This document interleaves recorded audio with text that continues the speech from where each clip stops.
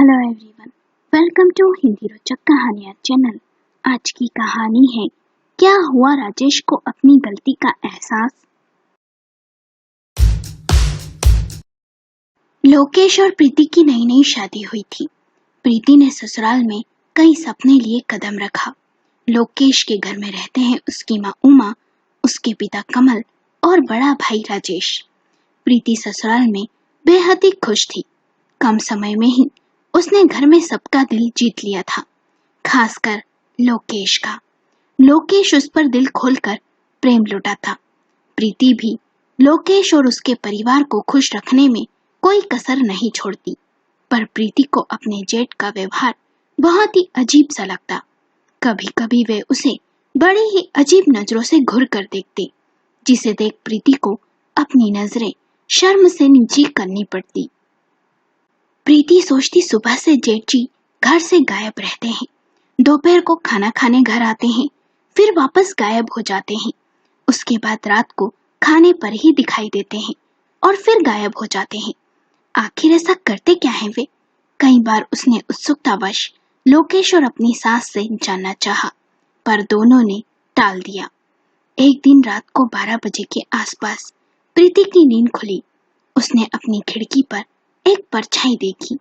उसने धीरे से खिड़की से झांका तो जेठ जी थे। वो उन्हें देख हैरान थी। लड़खड़ाते कदमों से वे अपने कमरे की तरफ जा रहे थे। अब प्रीति रोज देर रात तक जागती। गर्मियों के दिन थे, इस वजह से आंगन में खुलने वाली खिड़की को वो खोल दिया करती थी। उसने नोटिस किया कि कुछ देर जेठ जी आंगन की उस खिड़की में खड़े होकर कमरे में देखते हैं उसके, फिर लड़खड़ाते कदमों से अपने कमरे में चले जाते हैं। वो सोचने लगी, किसी शादीशुदा जोड़े के कमरे में इस तरह देखना सही बात नहीं है। उसने एक दिन रात को लोकेश से कहा, तुम्हारे भैया अच्छे इंसान नहीं है। मैंने उन्हें अधिकतर रात के समय खिड़की से अपने कमरे में झांकते हुए देखा है। वे ऐसा क्यों कर रहे हैं? इस तरह किसी के कमरे में झांकना उन्हें शोभा देता है क्या? यह सुन लोकेश हैरान था और प्रीति से बोला, अच्छा, जरूर तुम्हें कोई गलतफहमी हुई होगी। प्रीति ने कहा, नहीं, मुझे कोई गलतफहमी नहीं हुई है। मैंने कई बार उनकी आंखों में अपने लिए, आगे तो मुझे कहने में भी शर्म आती है। लोकेश ने कहा, ठीक है, मैं देखता हूँ आखिर बात क्या है। मैं उनसे बात करूंगा, तुम सो जाओ। प्रीति तो सो गई, पर लोकेश की आंखों से नींद कोसों दूर थी। वो अतीत के गलियारों में भटकने लगा। बड़े भैया राजेश शुरू से ही आलसी किस्म के थे। पढ़ाई में भी उनका मन नहीं लगता था। माँ बाबूजी उन्हें बहुत समझाते, पढ़ ले राजेश, पर उनके कानों पर जू तक नहीं रेंगती। उन्होंने 12वीं के बाद पढ़ाई छोड़ दी। पिताजी ने सोचा उन्हें एक किराना दुकान बाजार में खुलवा देते हैं, जिससे उनके इनकम का एक साधन हो जाएगा। पिताजी ने अपनी जमा पूंजी से उन्हें किराना दुकान खरीद दी, पर भैया का मन उसमें भी नहीं लगा। वे दुकान को नौकरों के भरोसे छोड़ अपने दोस्तों के साथ यहाँ वहाँ घूमते रहते। धीरे धीरे उन्हें पीने की लत लग गई। वे अक्सर देर रात घर आते, लड़खड़ाते कदमों से अपने कमरे में जाते। आए दिन घर में माँ पिताजी से उनकी बहस होती। दोनों ही उन्हें समझा समझा कर थक गए थे। आखिरकार माँ ने भैया की शादी करने का सोचा। उन्होंने सोचा, जिम्मेदारियों का बोझ भैया पर आएगा तो वे सुधर जाएंगे। पिताजी भैया की शादी नहीं करना चाहते थे। उनका मानना था कि किसी लड़की की जिंदगी बर्बाद नहीं करना चाहिए, पर माँ ने उनकी एक नहीं चलने दी। उन दिनों में कॉलेज में था। भैया की शादी गरीब घर की सीधी सादी चंदा से तय कर दी गई। चंदा भाभी चांद की तरह थी, बहुत ही सुंदर। जब वे घर में आई तो घर की सारी जिम्मेदारियां उठा ली। माँ एक काम नहीं करती, सारा दिन बेचारी पर बस हुक्म चलाती। दिन में भाभी माँ की सेवा करती और रात में पति की। भैया शुरू शुरू में नरमी से पेश आए, फिर बाद में भाभी को बुरा भला कहने लगे, मारपीट करने लगे। कई बार भाभी के चिल्लाने की आवाज कमरे से बाहर तक आती। एक तो रात का सन्नाटा, ऊपर से वो आवाजें मुझे विचलित कर देती। सुबह उठकर भाभी वैसी ही हो जाती जैसे रात को कुछ हुआ ही नहीं। वहीं होठों पर मुस्कान, ना कोई शिकायत। मैं सोचता, भाभी किस मिट्टी की बनी है, या ये सब सहना उनकी आदत बन गई है। पिताजी ने कई बार भैया को समझाया कि खरे सोने जैसी पत्नी मिली है तुझे, उसकी कदर कर, पर भैया पर उसका कोई असर नहीं।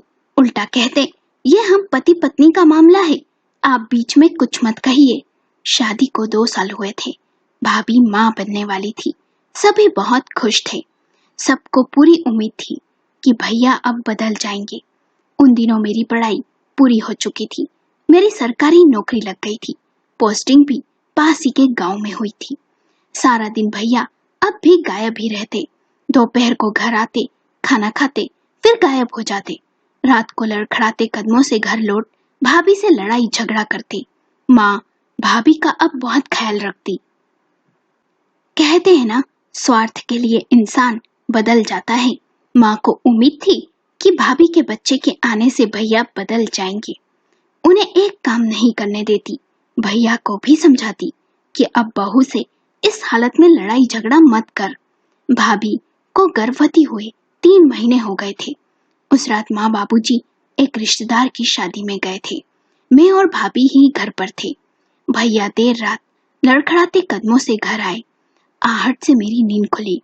कुछ देर बाद भैया के कमरे में से चिल्लाने की आवाजें आने लगी। मैं अपने कमरे से बाहर गया। मैंने सुना भाभी भैया को कह रही थी कि इस हालत में मुझे चोट ना पहुंचाए, मैं माँ बनने वाली हूँ। भैया ने जोर से गुस्से में कहा, मैं तेरा पति हूँ, समझी ना, और पति को खुश रखना तेरा कर्तव्य है। भाभी ने कहा, पर इस हालत में मेरा कुछ तो ख्याल कीजिए, आपका भी इस अवस्था में पत्नी की भावनाओं का ख्याल रखना कर्तव्य है। भैया ने गुस्से से कहा, मुझे सिखाती है, देख आज बताता हूँ तुझे मैं कौन हूँ। भाभी की आवाजें कमरे से बाहर साफ आ रही थी। मैंने दरवाजा बजाया पर किसी ने ना खोला। मैंने पीछे की खिड़की में से जाकर देखा तो भैया झगड़ रहे थे, पर तभी अचानक से भाभी का पैर फिसला और उनका सर टेबल के कोने से टकरा गया। वे बेहोश हो गई और खून बहने लगा। भैया ये देख डर से गए और कुछ देर बाद दरवाजा खुला। वे तो नशे में थे, उन्हें ज्यादा समझ न आया। मैं जैसे तैसे पड़ोसियों की मदद ले उन्हें अस्पताल लेकर गया। माँ पिताजी भी कुछ देर में आ गए। मैंने माँ को सारी बातें बता दी। माँ ने कहा, तू चुप ही रहना, किसी से कुछ मत कहना, यह हमारी घर की इज्जत की बात है। हो सकता है पुलिस तक मामला पहुंच जाए। और तेरे भाई को समझ रहा है ना, तुझे मेरी कसम, तेरे बाबूजी से भी कुछ मत कहना, तू उन्हें जानता है ना। उस रात माँ ने कसम दे मेरा मुंह बंद करवा दिया, पर सुबह भाभी और उनका बच्चा दोनों ही ये दुनिया छोड़ जा चुके थे। शायद इस नर्क से मुक्ति का यही रास्ता था। पुलिस को भैया ने बस इतना ही बताया कि उस रात वे घर पर नहीं थे। माँ ने कसम दे मेरा भी मुंह बंद करवा दिया। छानबीन में भाभी की लापरवाही ही सामने आई। मेरी आंखों के सामने जो हुआ वो मैं आज तक नहीं भूल पाया। आज प्रीति ने जो भी कहा उससे मैं ये जान गया, ऐसे इंसान कभी नहीं बदलते। मैंने सोचा था यह हादसा उन्हें बदल देगा, पर नहीं, वे नहीं बदले। बस बदला है तो सिर्फ ये कि अब वे किसी से बहस नहीं करते, सारा दिन दुकान में बैठे रहते हैं और रात होते ही लड़खड़ाते कदमों से लौट आते हैं। ना किसी से बात करते, ना ही मुस्कुराते। मन ही मन लोकेश ने सोच लिया था कि मैं भैया से बात करके ही रहूंगा। अचानक से उसे खिड़की के पास फिर से परछाई दिखी। उसने छुप कर देखा तो राजेश को खिड़की में से झांकता हुआ पाया। कुछ देर बाद वो अपने कमरे में चला गया। लोकेश ने सोचा अभी बात करना सही नहीं, सुबह बात करूंगा। सुबह जब नाश्ता कर रहे थे तो लोकेश ने राजेश से पूछा, भैया आप रोज रात हमारी खिड़की के पास क्या करते हैं? ये सुन राजेश सकपका गया। तो लोकेश ने कहा, आपको इस उम्र में ये करना शोभा नहीं देता। अरे अभी भी आपको अक्ल नहीं आई, इतना सब होने के बाद भी। राजेश अचानक से रुआसा हो गया और बोला, तू मुझे गलत समझ रहा है। मैं जब भी तुझे और प्रीति को देखता हूँ तो मन ही मन अफसोस करता हूँ कि चंदा जैसी पत्नी की मैंने कदर ना की, मैंने सब बर्बाद कर दिया। काश मैंने उसकी बातें मान ली होती। अब उसके जाने के बाद उसकी कमी खलती है। अकेला हो गया हूँ मैं, अपने दिल का दुख किससे कहूँ। उस रात मैंने सब जानबूझकर कुछ नहीं किया था, बस अनजाने में वो सब हो गया था माँ। राजेश के बाबूजी ने पूछा, क्या हो गया था? इस बार राजेश मौन नहीं रहा। उसने साफ साफ सब कुछ उन्हें बता दिया, जिसे सुन उन्हें बहुत ही गुस्सा आया। फिर राजेश ने कहा, बाबूजी मुझे माफ कर दो, उस घटना ने मुझे तोड़ सा दिया है। मैं उस रात को भूलना चाहता हूँ, पर भूल ही नहीं पाता। जब भी प्रीति और लोकेश को देखता हूँ तो सोचता हूँ, काश मैं उस समय सुधर गया होता तो आज मेरे भी परिवार होता, मैं भी खुश होता। पर इंसान को ये सब तभी समझ आता है जब वो सब कुछ खो देता है। जब भी खिड़की से तुम दोनों को सोया हुआ देखता तो लगता मैं और चंदा उस जगह हैं। ये कहते हुए राजेश फुट फुट कर रो पड़ा। आज उसके दिल का सारा गुबार फुट पड़ा था। लोकेश को यकीन ही नहीं हो रहा था, उसके सामने उसका वही भाई बैठा है जिसे आत्मग्लानि हो रही है। मन ही मन सोचने लगा, जब तक कोई अपना उसके पास होता है तो वो उसकी कदर नहीं करता, जब वो उससे दूर चला जाता है तभी उसकी कदर महसूस होती है। भैया ने भाभी को जान से नहीं मारा, वो तो बस एक घटना थी। उनका पैर फिसला और टेबल का कोना उन्हें लग गया, पर दोषी भैया ही थे। यदि वे उस रात ऐसा ना करते तो। राजेश को रोता हुआ देख उसकी माँ ने कहा, मत रो बेटा। राजेश ने कहा, माँ आज मन हल्का हो जाने दो। उस दिन राजेश बहुत रोया। उसके मन में आत्मग्लानि थी, पछतावा था, पर इन सब से चंदा और उसका बच्चा वापस तो नहीं लौट सकता था। इस घटना ने उसे तोड़ कर रख दिया था। राजेश को मन ही मन लगता कि जब सब हाथ से चला गया तो मुझे अक्ल आई और वो रो पड़ता।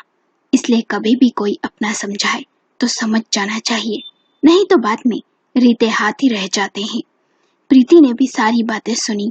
एक तरफ तो मन में गुस्सा भी आया और दूसरी तरफ जेठ जी के प्रति सहानुभूति भी। लोकेश और उसका परिवार जान गया था राजेश को उनके प्यार और साथ की जरूरत है। राजेश के पिता अब उसके साथ दुकान जाने लगे थे। दोनों बाप बेटे धीरे धीरे करीब आ रहे थे। माँ भी राजेश पर प्यार लुटाती, लोकेश भी उससे समस्याएं पूछता। राजेश को परिवार का महत्व समझ आ रहा था। उसका अकेलापन दूर होने लगा था। बस नहीं छूटी थी तो शराब। इसलिए काउंसलर की मदद ली गई और राजेश में सुधार होने लगा। धीरे धीरे राजेश का जीवन पटरी पर आने लगा था। दुकान में आने वाली ग्राहक निशा से राजेश की मुलाकातें बढ़ने लगी थी। निशा और राजेश में प्रेम हो गया। निशा भी चंदा जैसी गरीब ही थी। राजेश ने उससे शादी कर ली। वो उसे खुश रखता। अब वो सुधर गया था, पर मन ही मन कहीं ना कहीं आत्मग्लानि थी। चंदा की यादें थी जिनसे बाहर निकलना आसान कभी नहीं था।